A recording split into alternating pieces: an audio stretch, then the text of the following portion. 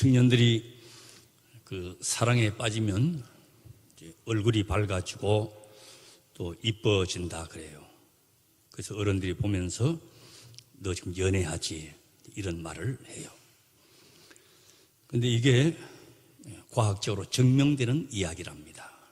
사랑에 빠지면 우리 몸에서 도파민, 세로토닌, 옥시토신이라고 하는 물질이 배출이 된답니다.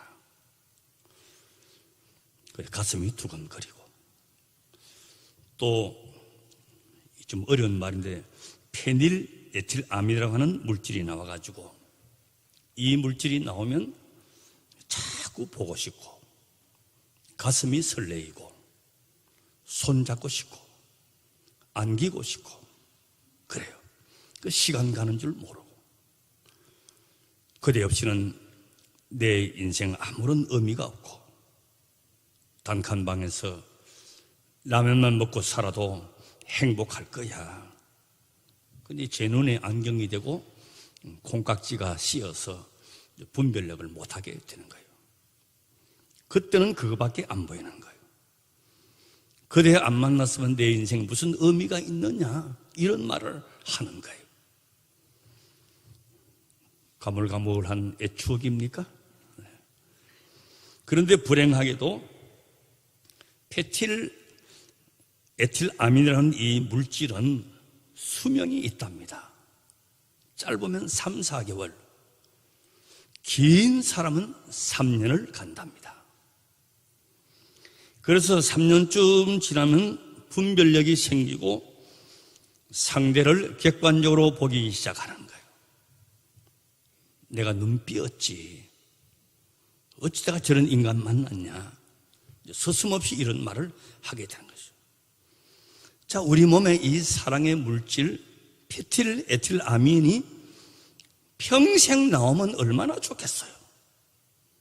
서로 보고 싶고 기다려지고 가슴 설레이고 60이 되고 70이 되고 할머니 할아버지가 돼도 이러면 얼마나 좋겠어요. 그런데 하나님께서 왜 이런 물질을 우리 몸에서 수명을 짧게 하셨을까? 사랑이 감정에 의해서 시작되는 것은 사실이지만 사랑이 단순히 감정이 아니기 때문이라는 것이에요.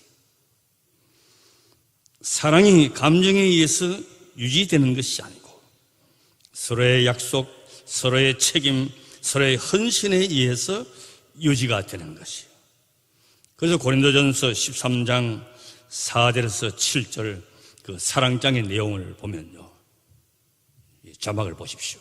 사랑은 오래 참고 사랑은 온유하며 투기하는 자가 되지 아니하며 사랑은 자랑하지 아니하며 교만하지 아니하며 무례히 행치 아니하며 자기의 유익을 굳지 아니하며 썩내지 아니하며 악한 것을 생각지 아니하며 불의를 기뻐하지 아니하며 진리와 함께 기뻐하고 모든 것을 참으며 모든 것을 믿으며 모든 것을 바라며 모든 것을 견디느니라. 자, 여기 보면 오래 참고 모든 것을 참으며 모든 것을 견디느니라. 인내에 관한 말씀을 3번이나 강조를 하고 있어요. 사랑은 오래 참음으로 유지가 되는 것이에요. 그런데 왜 사랑이 변하는 것이 쉽게 찾아오느냐?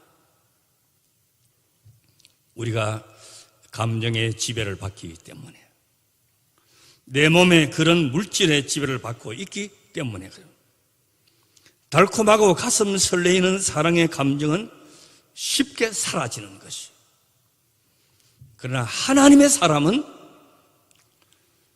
이것이 사라진다 하더라도 하나님이 주신 의지로 사랑할 수가 있어야 된다는 말씀이에요. 고린도전서 13장 11절 말씀이에요. 내가 어렸을 때는 말하는 것이 어린아이와 같고 깨닫는 것이 어린아이와 같고 생각하는 것이 어린아이와 같다가 장성한 사람이 되어서는 어린아이의 일을 버려놓으라. 사랑은 어린아이의 이야기가 아니라 장성한 사람, 성숙한 사람의 이야기예요. 이 어린아이를 보십시오. 감정에 충실해요. 좋다 싫다를 분명히 합니다. 더 큰 거, 더 좋은 거 가지려고 그래요.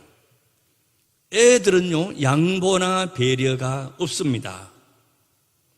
고집을 부립니다. 자기중심적입니다. 잘 다투고 울고 잘 삐집니다. 이게 어린아이예요. 사탕 하나를 가지고도 삐지고 울다가 또 히히거리고 웃다가 감정 변화가 많은 거예요. 그러나 어른은 그렇지 않죠. 잘 참고 양보하고 배려합니다. 남의 사정, 남의 입장을 이해합니다.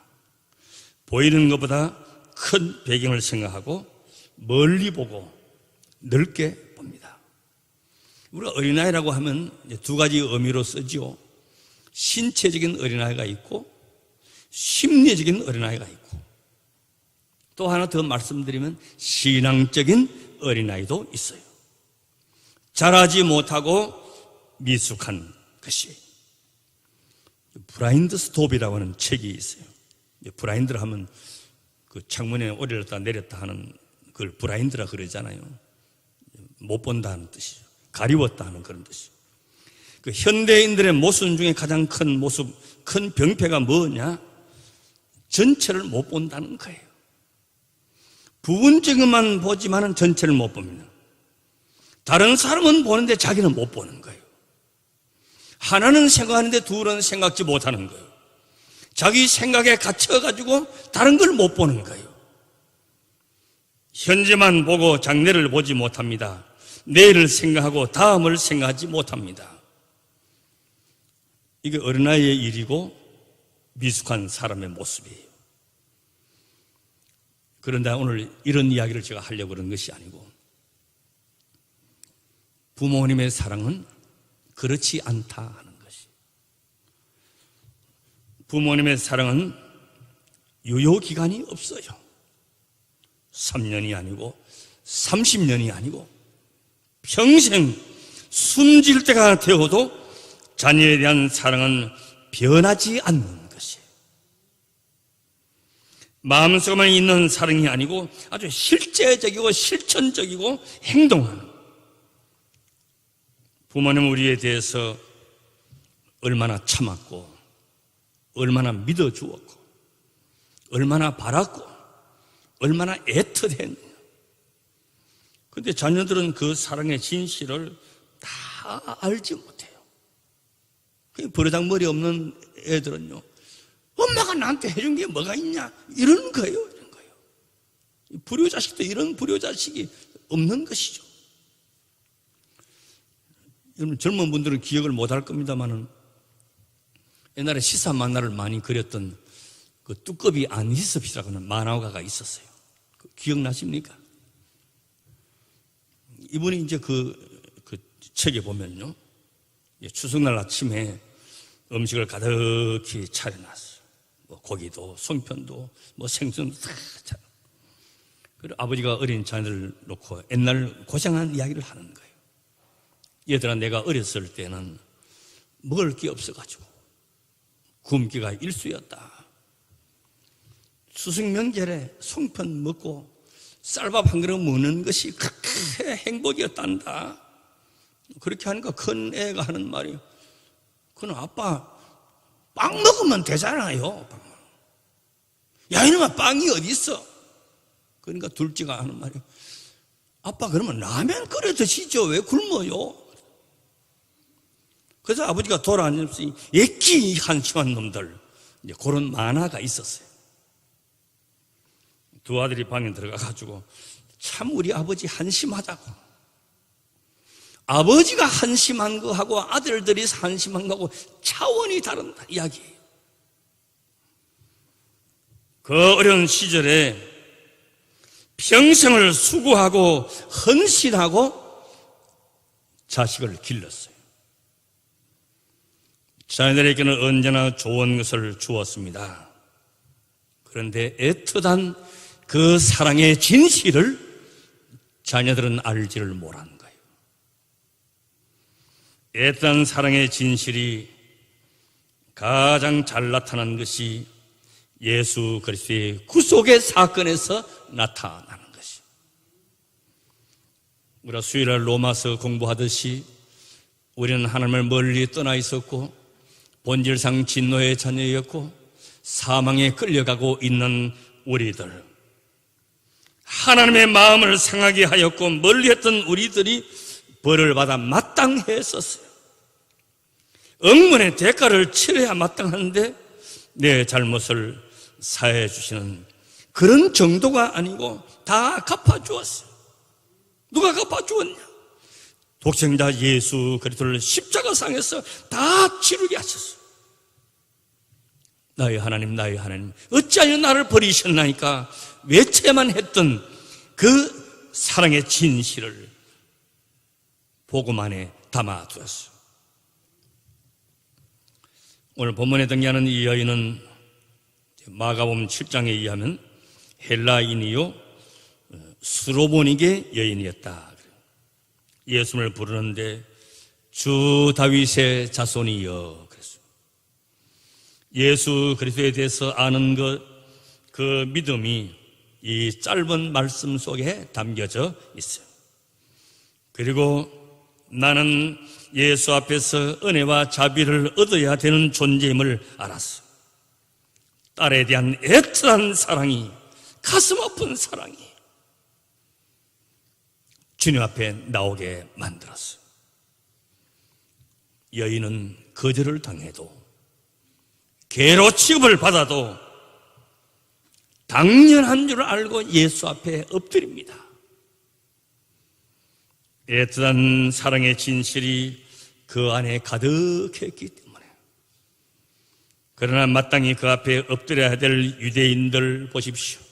선민이라고 자랑하고 하나님의 백성이라고 자랑하고 율법을 가졌다고 다른 사람들도 무시했지만 아무도 예수 앞에는 나오지 아니했어요. 자녀이면 더욱더 그 아버지 앞에 순종해야 되는데 자녀라고 자처하면서 그렇게 못했어요. 짐승이라고 하면 얻어먹기 바쁘죠. 유대인은 그렇지 않았는데 수르보닉의 여인은 이해를 했어요. 시편 84편 10절에서 12절 말씀 한번 보십시오. 자막에 보시면 주의 공정에서 한 날이 다른 곳에서 첫날보다 나은 적 악인의 장막에 그함보다 내 하나님 문지기로 있는 것이 좋사오니 여호와 하나님은 해요 방패시라 여호와께서 은혜와 영화를 주시며 정직히 행하는 자에게 좋은 것을 아끼지 아니하실 것임이니이다. 만군의 여호와여 주께 의지하는 자는 복이 있나이다. 그랬어요. 악인의 장막에 거한다. 이게 악인의 장막이라고 하는 죄인의 소굴을 말하는 것이 아니에요. 악인이라고 하는 것은 내가 필요한 것을 내가 준비하고 내가 하고 싶은 대로 하겠다는 사람이에요. 그러나 하나님 집에 문지기로 있는 것은 주인 되시는 하나님께로부터 필요한 것을 다 공급받고 주인이 알아서 해준다는 것이에요. 너희는 먼저 그의 나라와 그의 의를 구하라. 주인이 알아서 해주는 것이에요. 문지기로 있는 것이 좋은 것은 내게 필요한 것, 내가 얻어야 되는 것은 다 거룩한 것이고 생명과 진리에 속한 것이고 영생에 속한 것입니다. 이거는 내가 얻을 수가 없어요. 하나님이 주시는 것이에요. 본문 말씀대로 말하자면 하나님의 집에서 있는 것이 낫지 악인의 집에서 왕도를 하는 것이 좋지 않다고 하는 것이. 악인은 내가 필요한 것을 내가 다 한다는 것은, 그러면 내가 필요한 것이 뭐겠어요? 뭘 먹을까? 뭘 마실까? 어디 가면 재미있는 일이 많냐?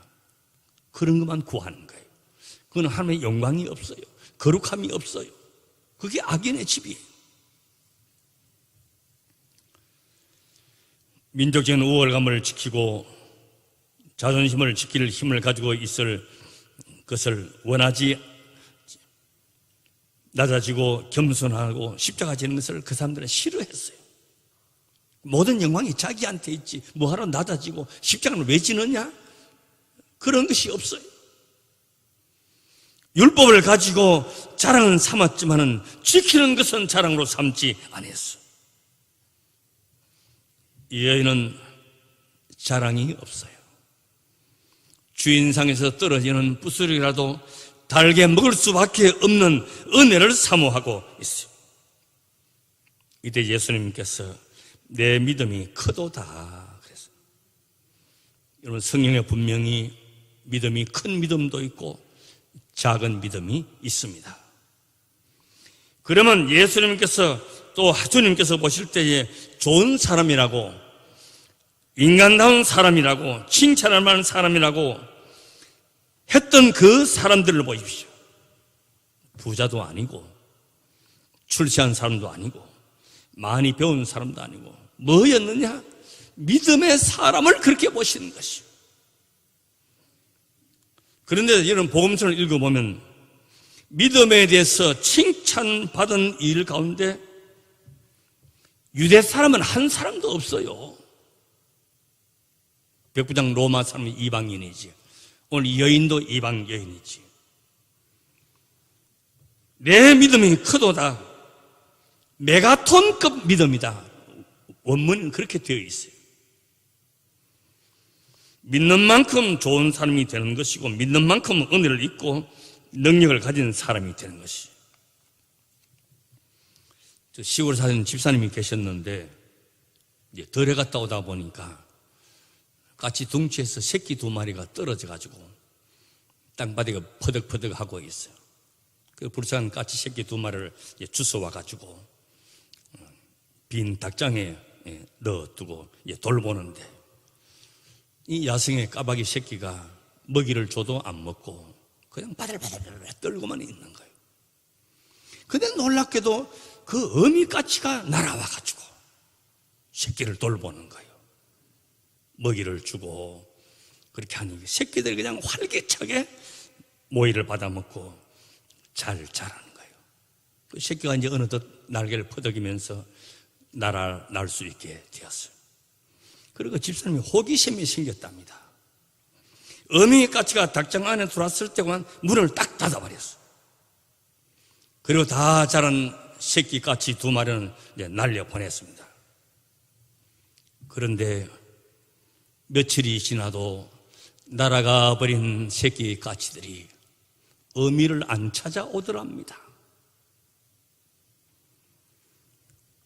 돌보기는커녕 먹이는커녕 와 보지도 않더라는 거예요.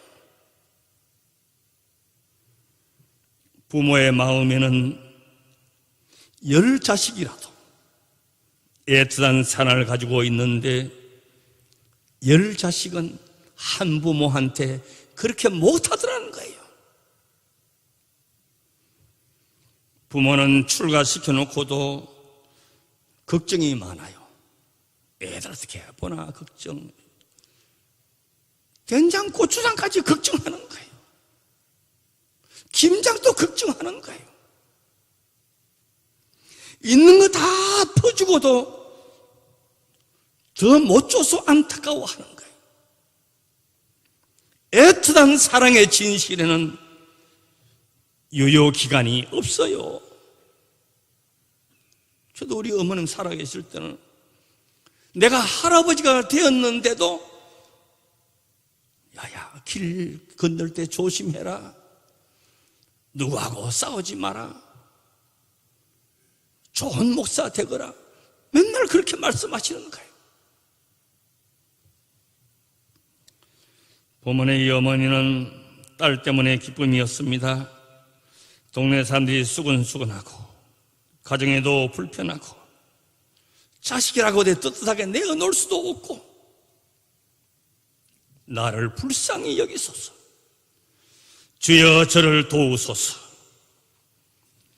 신앙의 가장 기본적인 요소는 먼저 주님 앞에 나오는 것이, 27절 말씀 보면 주여 올소이다마는 개들도 제 주인의 상에서 떨어지는 부스러기는 먹나이다.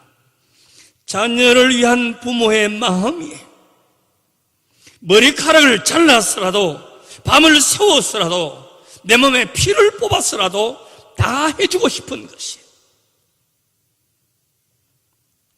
놀라운 것은 이 여인이 거절을 당하고 무시를 당하고 개 취급을 당하는데도 그 시련을 겪는 과정에서 점점 강해지고 믿음의 상승작용을 했다는 거예요. 다른 사람은 그래도 예수님은 그러면 안 되잖아요. 뭐 개라고 이렇게 할 법하지만 시험 들지 아니하고 신앙의 상승작용을 합니다. 참다운 신앙은 생명력이 있기 때문에 그런 것이죠. 우리가 어려움이 있고 마음의 갈등이 있고 자존심이 상하고 화가 치밀어 오를 때 시험 들 것이 아니고 신앙의 상승작용을 하는 사람이 은혜를 입을 수가 있고 큰 그릇이 될 수가 있는 것이. 여기서 넘어지고 주저앉아버리고 잠들어버리고 쉬어버리면요 은혜를 입을 수가 없는 것이.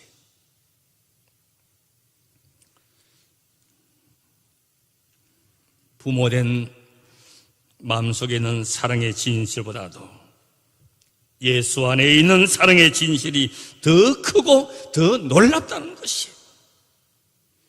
모든 문제의 해결은 주님께 있음을 믿습니다. 내 믿음이 크도다. 내 믿음이 메가톤급이다. 사랑의 진실 안에서 이 고백, 이 칭찬 다 듣게 되시기를 주의 이름으로 축원합니다.